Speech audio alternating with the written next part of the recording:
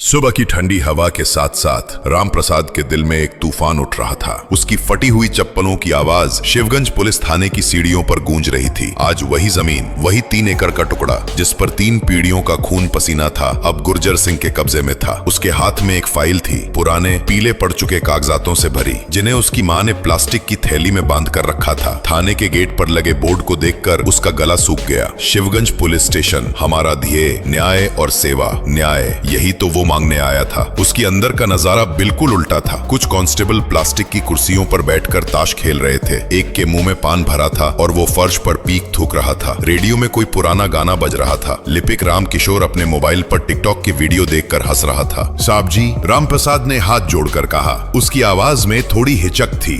SHO Suresh Kumar अपने cabin में बैठा था। 45 साल का मोटा आदमी जिसकी तोंद शर्ट से बाहर निकल रही थी। टेबल पर सिगरेट का धुआं उड़ रहा था और साथ ही एक अंग्रेजी अखबार पढ़ा था जिसे वो पढ़ने का नाटक कर रहा था। क्या है बे? एसएचओ ने बिना देखे पूछा। साहब, मैं रामप्रसाद हूँ, बसूरिया गांव से आया हूँ। उसने अपना परिचय दिया। मेरी एक अर्जी है। तो फटाफट बोल, टाइम वेस्ट मत कर, एसएचओ ने बेरुखी से कहा।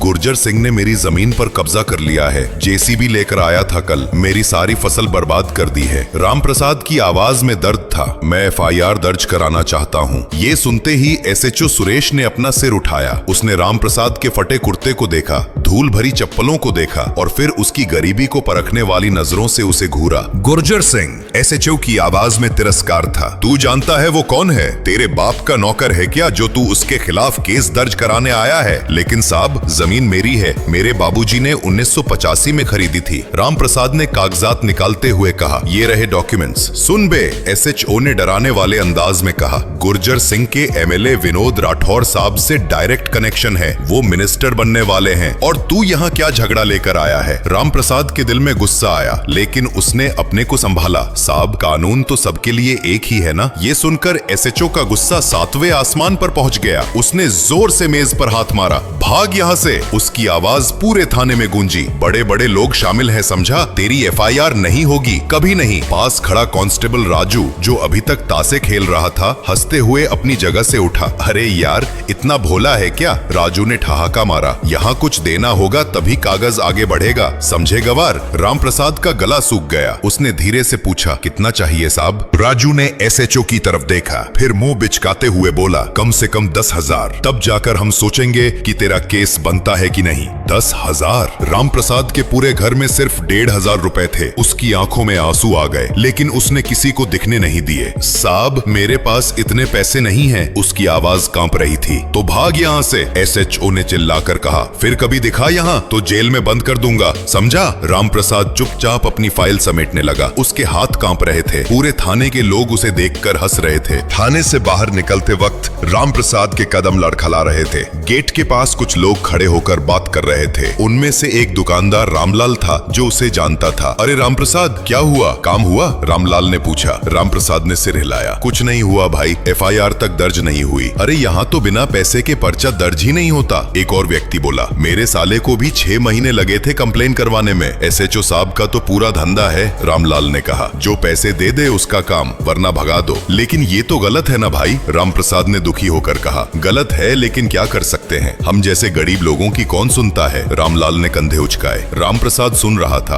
और उसका दिल भारी हो रहा था। वो धीरे धीरे अपनी साइकिल की तरफ गया और घर के लिए निकल पड़ा। घर पहुंचकर उसने देखा कि उसकी पत्नी सुमित्रा चूल्हे के सामने बैठी रो रही थी। क्या हुआ सुमित्रा? रामप्रसाद ने पूछा। गुर्जर सिंह के आदमी आए थे, सुमित्रा रो रही थी। कह गए कि अगर हमने अपनी जमीन के लिए कोई और नॉइज किया तो बुरा होगा, और वो रुक गई। और क्या? मीरा को स्कूल से छोड़ा देंगे। सुमित्रा की आवाज कांप रही थी। ये सुनकर रामप्रसाद का खून खौल उठा। उसकी बेटी का एजुकेशन, यही तो उसका सबसे बड़ा सपना था। वो चाहता था कि मीरा पढ़ लिख कर बड़ी अफसर बने। पापा, मैं स्कूल नहीं जाऊंगी। मीरा की मासूम आंखों में डर था। रामप्रसाद ने बेटी को गले लगाया। नहीं बेटा, तुम जरूर जाओगी, पापा कुछ न कुछ करेगा। रात को खाना खाते वक्त सबका गला रुंधा हुआ था। रोटी के साथ नमक और प्याज खा रहे थे। सब्जी के पैसे भी नहीं थे। तो अब क्या करेंगे? सुमित्रा ने पूछा। पता नहीं, रामप्रसाद ने हारी हुई आवाज में कहा। पुलिस भी उनके साथ है। अदालत जाएं तो सालों लगेंगे। पैसे भी नहीं है लॉयर के लिए। लिए। सुमित्रा चुप हो गई। वो जानती थी कि अब कोई रास्ता नहीं बचा था, लेकिन रामप्रसाद की आंखों में कुछ और था। जब सब सो गए तो वो बाहर निकला। आसमान की तरफ देखकर बड़बड़ाया, हे भगवान, इतना अन्याय क्यों? कोई तो रास्ता दिखा। तभी उसका पुराना नोकिया फोन बजा। अनजान नंबर था। Hello, Ramesh speaking. Are you okay? जी हाँ, आप कौन? फ्रेंड, कल का मिशन सक्सेसफुल रहा, सारी इन्फॉर्मेशन मिल गई, कल सुबह एक्शन होगा। रामप्रसाद समझ नहीं पाया, आप कहना क्या चाहते हैं? सब कुछ ठीक हो जाएगा, ट्रस्ट मी। लाइन कट गई। रामप्रसाद कंफ्यूज था, लेकिन कहीं ना कहीं उसे लगा कि कुछ अच्छा होने वाला है। अगली सुबह ठीक 9 बजे शिवगंज के लोग अपने घरों से बाहर निकलकर देखने लगे। पुलिस थाने के सामने एक के बाद एक कई गाड़ियां आकर रुकी। काले सूट में सीबीआई और एंटी करप्शन ब्यूरो के ऑफिसर्स उतरे। उनके हाथों में फाइल्स थीं और सीरियस एक्सप्रेशंस थे। मीडिया की गाड़ियां भी आईं।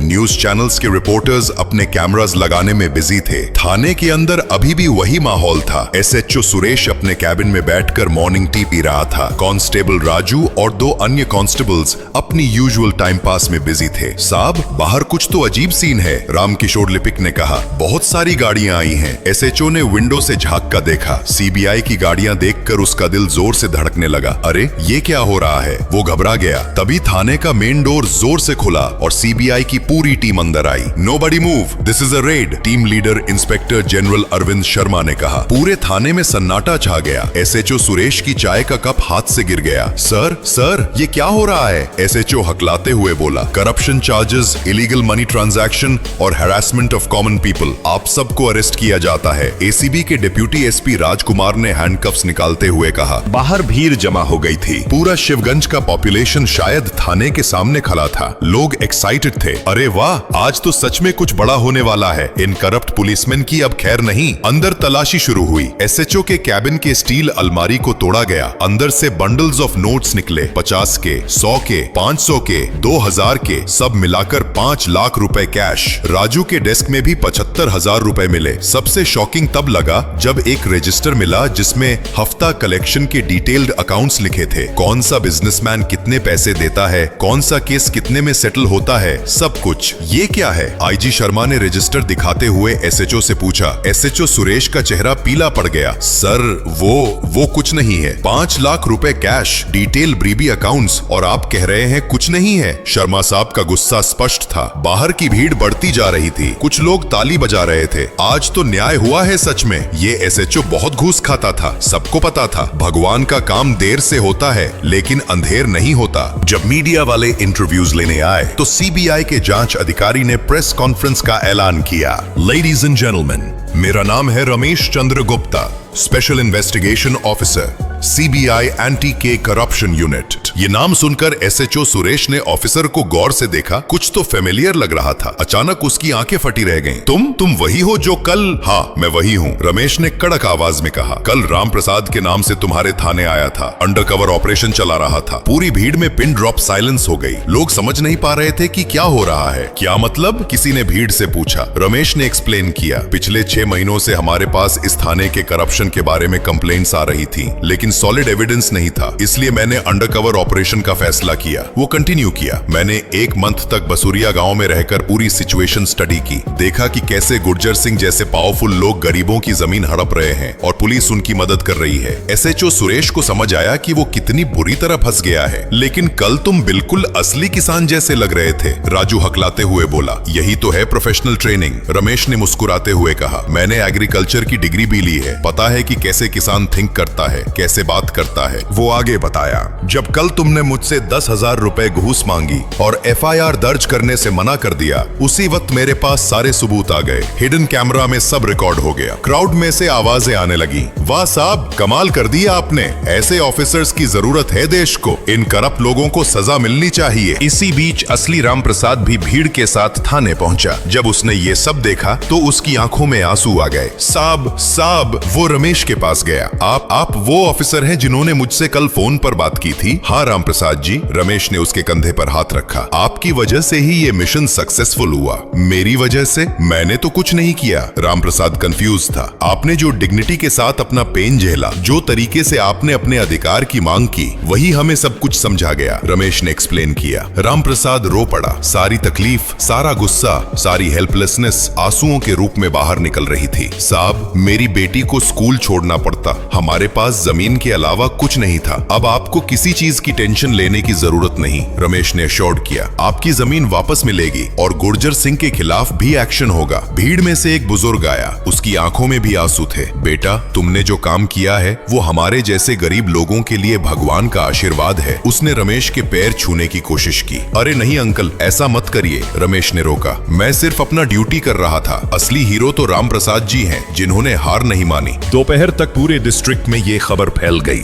SHO सुरेश और 3 कांस्टेबल्स अरेस्ट हो गए। उनके घरों से भी सर्चेज हुई और करोड़ों रुपए की प्रॉपर्टी मिली, जो उनकी सैलरी के हिसाब से पॉसिबल नहीं था। शाम को नया SHO आया, एक honest officer, inspector Mohan Lal. उसकी पहली ड्यूटी में ही गुर्जर सिंह के खिलाफ FIR दर्ज हुई। गुर्जर सिंह को भी अरेस्ट किया गया। उसके पास से इलीगल वेपन्स मिले और पता चला कि वो कई लोगों की जमीन हड़पने में इन्वॉल्व था। रमेश ने अपनी रियल CBI यूनिफॉर्म पहनकर एक पब्लिक मीटिंग की। भाइयों और बहनों, उसने भीड़ से कहा, आज की घटना सिर्फ शुरुआत है। अगर आपके साथ कहीं भी कभी भी अन्याय हो तो डरकर घर मत बैठिए। वो कंटिन्यू किया, हमारे पास हेल्पलाइन नंबर्स हैं, ऑनलाइन कंप्लेंट पोर्टल है, डायरेक्ट PMO तक आपकी आवाज पहुंच सकती है। अगली सुबह के सभी न्यूज़पेपर्स में बड़ी हेडलाइंस थी। अंडरकवर CBI ऑफिसर ने भ्रष्ट पुलिस के छक्के छुड़ाए, जिसे किसान समझकर भगाया वही निकला न्याय का देवदूत। रमेश का फोन बज रहा था। दूसरे डिस्ट्रिक्ट से कंप्लेंट आई थी, सर यहाँ भी बहुत करप्शन है, लैंड माफिया बहुत एक्टिव है, क्या आप यहाँ भी ऑपरेशन कर सकते हैं? रमेश ने टीम सदस्यों की तरफ देखा। सबकी आंखों में एक ही जवाब था, चलिए अगला मिशन शुरू करते हैं, रमेश ने कॉन्फिडेंस के साथ कहा।